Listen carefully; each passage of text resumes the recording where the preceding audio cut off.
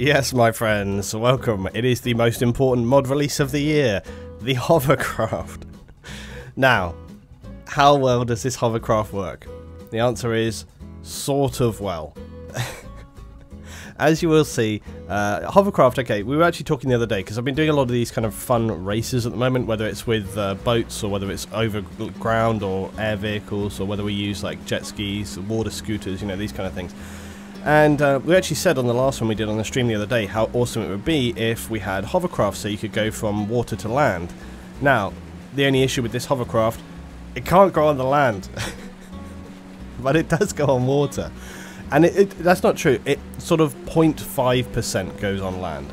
You'll see, you can get it kind of on a beach and then reverse, so it sort of goes on land. Now, I actually saw this come up on the Steam Workshop, and I sent, you know, a comment to the guy, and I said, look, this is a great thing, but what we want is to be able to go on land. And they did say, okay, that's like their second stage of development for this thing. So look, you can see, look, there we go. Now, I don't think we really touched the land there. I think one of the main reasons why this thing can handle land a little bit is because it's very flat-bottomed. You know, it's not like the boats where they have like the hull in there and then they get stuck on the land. You can see this guy, like, you know, if you'd done this with a boat, probably would have really struggled there. Also, the boats often have the propeller under the water, and of course that also sticks down and that can get caught up on things. So there's a bit more clearance basically with the airboat, and it's pretty fun. It maxes out, unfortunately, about 50 kilometers an hour. Although that might actually not be a bad thing in some of the races that I do, because sometimes one of the issues is you go so fast that people lose control so quickly. This thing seems very stable. I will say that it's really stable. Also, if you actually look at the actual build quality of the model, like in terms of graphics, like if you look at how it's made and well made and everything, it looks really nice. It's a really nice, well made model, and so that's a really good thing as well. So look, what we want to see is different colors. We want it to be able to go on land.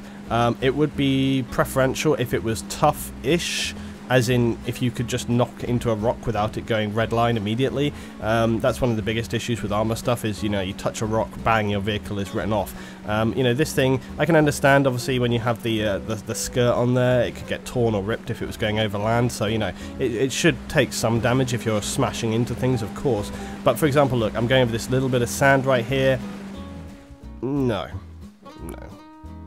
But hey, look, it's not perfect, but the spirit is there, you know, the willingness is there. It's so awesome. One of the best things with ARMA, truly, is people's dedication in making new mods, because these things take a long time. You know, making 3D models and implementing it into the game is something which takes time. People's dedication to this game never ceases to amaze me, the new stuff which people come up with constantly. And actually, I think I will start looking at some of the more crazy and just interesting elements of mods on the workshop. But, you know, what I've got to say is that while sometimes people's ambition is there, the execution is sometimes not there. Now, I'm not aiming that just at this, but for example, I was reading a mod the other day where some people, it was types of grenade and things, and you know, some guy had written in the comments, he's like, I love this mod, but when I throw a grenade it drops my frames by 30 FPS. So, you know, that's why I say sometimes the spirit is there, but not necessarily the execution. And the execution is kind of important because ARMA's such a tetchy, temperamental, difficult to get working in any kind of good sense game as is already. I mean, it's probably one of the most difficult, time-intensive, complicated games to get working properly compared to anything else. So it's kind of important that if you're putting that stuff out there. On the other hand, love it, love people's imagination and ingenuity in coming up with new things. But look, you know, this would be an awesome, fun thing. If you haven't seen some of the races, I'll be posting a couple up here on the channel soon. There was a great, we've been doing some triathlon stuff recently, which has been very popular when I've done it on the live streams, and you know, this would be a hilarious, fun thing to be able to have in there, doing courses and all sorts of different elements. We did the monster truck rally and stuff the other day as well. That was great fun. So yeah, that's it. If you have some other ideas of things you'd like to see in ARMA, I keep saying this, if you have some ideas for stuff you want to see in ARMA, fun or otherwise, drop it down in the comments below, and then maybe I can sort of talk and theorize about some of these things. I'm probably going to be doing some videos soon talking about, you know, stuff that could potentially want to see in ARMA, be it now or the future. So if you have ideas about that, throw it down in the comments below. But yep, this is your airboat, this is your hovercraft. Actually, it's not an airboat, it's an airboat, so they've got like a rigid hull, I think, because they're for driving over like swamps and marshes. So this is specifically a hovercraft because it's got the skirt going down. That's why you've got the fan on the front here to kind of give you that sort of down draft. I don't know.